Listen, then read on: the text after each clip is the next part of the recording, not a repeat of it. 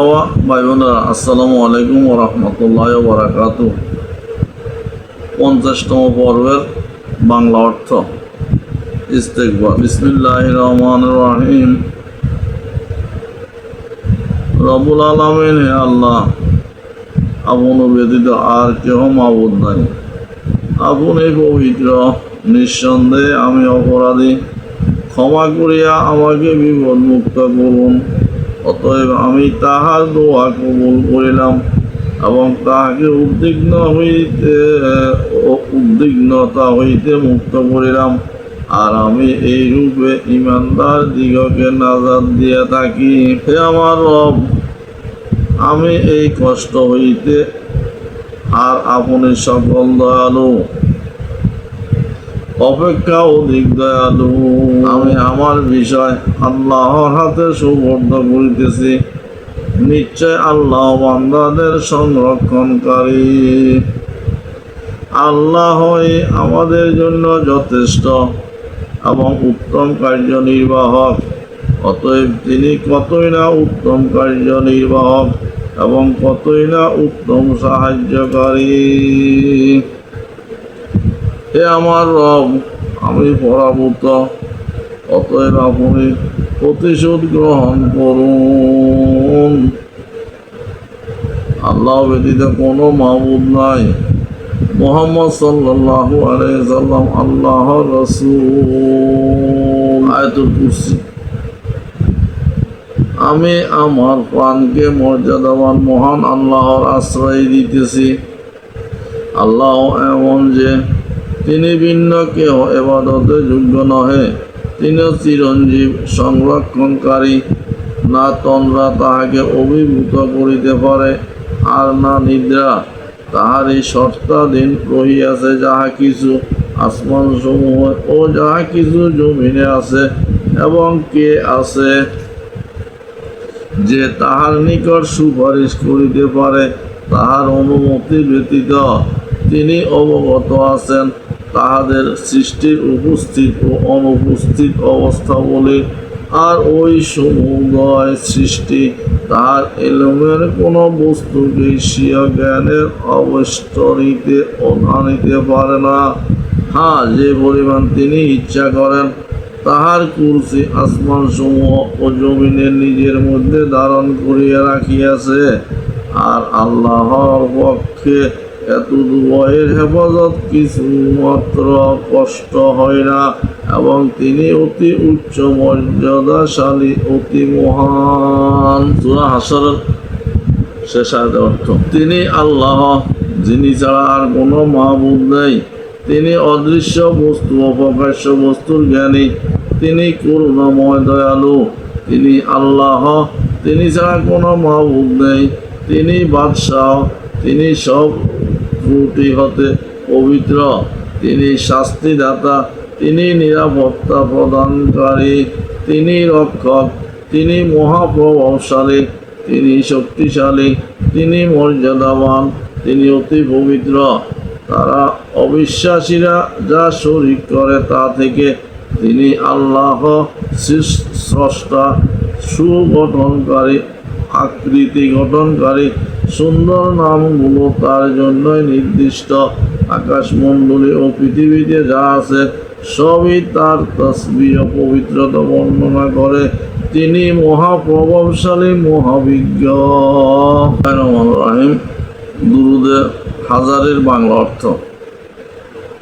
হে আল্লাহ, মুহাম্মদ সাল্লাল্লাহু আলাইহি ওয়াসাল্লামের উপর রহমত নাজিল করুন যতক্ষণ রহমত থাকে, এবং মুহাম্মদ সাল্লাল্লাহু আলাইহি ওয়াসাল্লামের উপর দুরূদ নাজিল করুন যতক্ষণ রহমত থাকে, এবং মুহাম্মদ সাল্লাল্লাহু আলাইহি ওয়াসাল্লামের উপর রহমত নাজিল করুন যতক্ষণ বরকত থাকে, এবং রূহসমূহের মধ্যে মুহাম্মদ সাল্লাল্লাহু আলাইহি ওয়াসাল্লামের রূহের উপর রহমত নাজিল করুন, এবং সূরত সমূহের মধ্যে মুহাম্মদ সাল্লাল্লাহু আলাইহি ওয়াসাল্লামের সূরতের উপর রহমত নাজিল করুন, এবং নাম সমূহের মধ্যে মুহাম্মদ সাল্লাল্লাহু আলাইহি ওয়াসাল্লামের নামের উপর রহমত নাজিল করুন। আর আত্মাসমূহের মধ্যে মুহাম্মদ সাল্লাল্লাহু আলাইহি ওয়াসাল্লামের আত্মার উপর রহমত নাজিল করুন। আর অন্তরসমূহের মধ্যে মুহাম্মদ সাল্লাল্লাহু আলাইহি সাল্লামের অন্তরের উপর রহমত নাজিল করুন। আর কবর সমূহের মধ্যে মুহাম্মদ সাল্লাল্লাহু আলাইহি ওয়াসাল্লামের কবরের উপর রহমত নাজিল করুন। আর রওজা সমূহের মধ্যে মুহাম্মদ সাল্লাল্লাহু আলাইহি ওয়াসাল্লামের রওজার উপর রহমত নাজিল করুন। আর শরীর সমূহের মধ্যে মুহাম্মদ সাল্লাল্লাহু আলাইহি ওয়াসাল্লামের শরীরের উপর রহমত নাজিল করুন। আর সমাধি সমূহের মধ্যে মুহাম্মদ সাল্লাল্লাহু আলাইহি ওয়াসাল্লামের সমাধির উপর রহমত নাজিল করুন। আল্লাহ তাআলা তাহার উত্তম সৃষ্টি সাইয়্যিদিনা মুহাম্মদ সাল্লাল্লাহু আলাইহি ওয়াসাল্লামের উপর এবং তার আলো আসহাবের উপর এবং তাহার সহধর্মিণীগণ এবং বংশধরগণ, তাহার পরিবারভুক্ত লোকজনের উপর এবং তাহার বন্ধুগণের উপর রহমত নাজিল করুন। হে দয়াময়, আপনার রহমতে।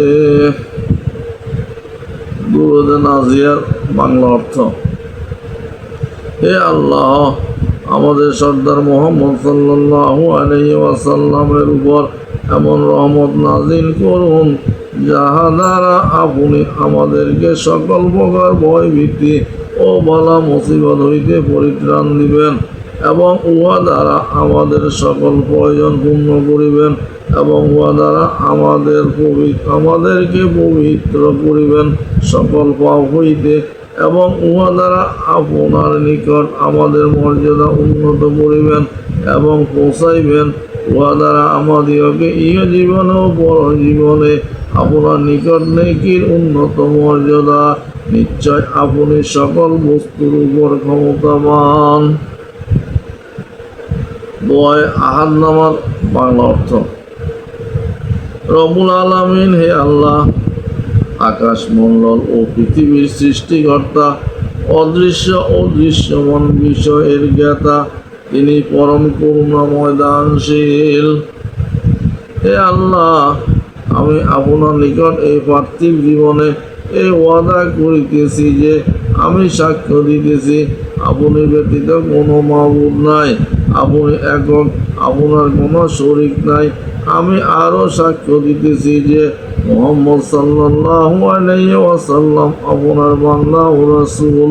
অতএব আপনি আমাকে আমার নফসের সুপর্দ করিবেন না, কেননা যদি আপনি আমাকে আমার নফসের হাওলা করিয়া দেন, তা হইলে আপনি আমাকে মন্দ কাজের নিকটবর্তী করিয়া দিবেন এবং ভালো কাজ হইতে দূরে সরাইয়া দিবেন। আর আমি তো আপনার রহমত ব্যতীত কিছুরই ভরসা করি না। অতএব আপনি আপনার নিকট আমার জন্য একটি ওয়াদা ঠিক করিয়া রাখুন, যাহা আপনি কিয়ামতের দিন পর্যন্ত পূর্ণ করিবেন। নিশ্চয় আপনি অঙ্গীকার ভঙ্গ করেন না। আল্লাহ তাআলা যেন তাহার সৃষ্টির সেরা মুহাম্মদ সাল্লাল্লাহু আলাইহি সাল্লাম এর উপর এবং তার সকল আসহাবের উপর রহমত নাজিল করেন। হে দয়ালু দয়াবান, আপনার রহমতে আমার দোয়া কবুল করুন। বিসমিল্লাহির রহমানির রহিম।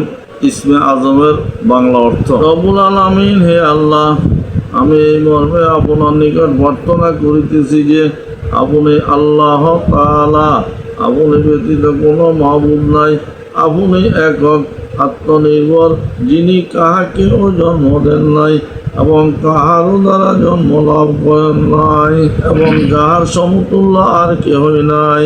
হে আল্লাহ, আমি এই মর্মে আপনার নিকট প্রার্থনা করিতেছি যে আপনার জন্য সকল প্রশংসা, আপনি ব্যতীত কোনো মাবুদ নাই।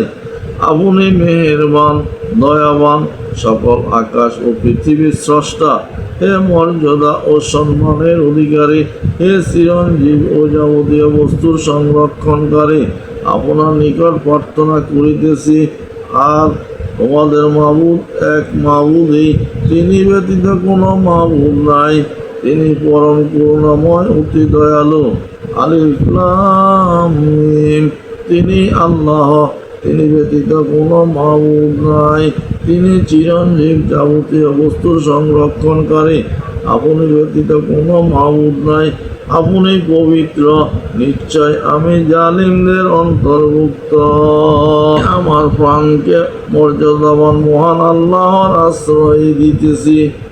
বিশ্বাস রাখেন রাসূল সে বিষয়ের প্রতি যাহা তাহার প্রতি নাযিল করা হইয়াছে তাহার প্রভুর পক্ষ হইতে। আর মুমিনগণও সকলে বিশ্বাস রাখেন আল্লাহর প্রতি এবং তাহার ফেরেশতাগণের প্রতি ও তাহার কিতাব সমূহের প্রতি এবং তাহার পয়গম্বরগণের প্রতি, এই মর্মে যে আমরা তাহার পয়গম্বরগণের মধ্যে কাহাকেও পার্থক্য করি না। আর তাহারা সকলেই বলিল, আমরা শ্রবণ করিলাম এবং সানন্দে আনুগত্য স্বীকার করিলাম। আমরা আপনার নিকট ক্ষমা প্রার্থনা করিতেছি, হে আমাদের প্রতিপালক, আর আপনার ওই দিকে প্রত্যাবর্তিত হইতে হইবে। আল্লাহ তাআলা কাহাকেও নির্দেশ পালনে বাধ্য করেন না, কিন্তু উহাই যাহা তাহার সামর্থ্যে আছে সে সওয়াব উহারাই পাইবে যাহা সে স্বেচ্ছায় করে, এবং সে শাস্তিও উহারাই ভোগ করিবে যাহা স্বেচ্ছায় করে। হে আমার রব, আমাদিগকে পাকড়াও করিবেন না যদি আমরা ভুলিয়া যাই কিংবা ভুল করিয়া বসি। হে আমাদের রব, আমাদের প্রতি কোনো কঠোর অব্যবস্থা পাঠাইবেন না, যেরূপ আমাদের পূর্ববর্তীদের উপর পাঠাইয়াছিলেন। হে আমাদের রব, এবং আমাদের প্রতি এমন কোনো গুরুভাব চাপাইবেন না যাহা বহন করার শক্তি আমাদের নাই। আর ক্ষমা করিয়া দিন আমাদিগকে এবং মার্জনা করিয়া দিন, আর আমাদের প্রতি কৃপা করুন। আপনি আমাদের প্রতিপালক, সুতরাং আমাদিগকে কাফের সম্প্রদায়ের উপর বিজয় দান করেন। 5 ওয়াক্ত নামাজের পরে বুঝে বুঝে আমলগুলো করিবেন দুনিয়া এবং আখিরাতের শান্তির জন্য, এবং মৃত কবরবাসী মা বাবা আত্মীয় স্বজন পাড়া প্রতিবেশী যত লোক কবরবাসী হয়েছেন সবার উদ্দেশ্যে এই আয়াতগুলো পড়ে দোয়া বকশিস করে দিবেন। ইনশাআল্লাহ সবাই উপকৃত হবে। ভালো লাগলে লাইক কমেন্ট শেয়ার করবেন। পরবর্তী পর্বের জন্য অপেক্ষা করুন। সবাইকে ধন্যবাদ।